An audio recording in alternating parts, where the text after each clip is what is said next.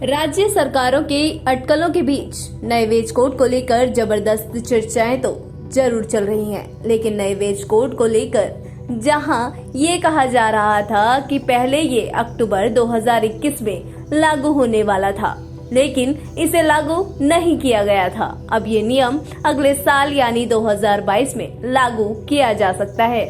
बता दें कि इस बीच सभी राज्य सरकारों को अपने ड्राफ्ट रूल्स तैयार करने का मौका मिलेगा। इसके तहत कर्मचारियों की सैलरी, छुट्टियां और बाकी कामकाजी चीजों से संबंधित चीजों में भी बदलाव आएगा।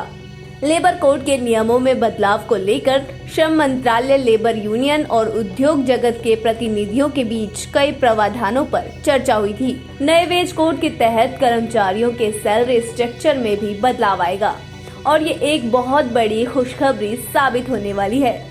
हालांकि उनकी टेक होम सैलरी में कमी तो बेशक की जा सकती है, लेकिन फिर भी उनका फायदा होना तय है, क्योंकि वेज कोड एक्ट 2019 के तहत किसी कर्मचारी की बेसिक सैलरी कंपनी की लागत के 50% से कम नहीं जा सकती।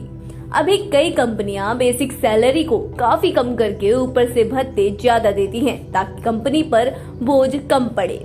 तभी तो नए वेज कोड में कई ऐसे प्रावधान दिए गए हैं जिससे ऑफिस में काम करने वाले सैलरीड क्लास, मिलों और फैक्ट्रियों में काम करने वाले मजदूरों तक पर असर पड़ेगा। कर्मचारियों की सैलरी से लेकर उनकी छुट्टियां और काम के घंटे में भी बदलाव आएंगे।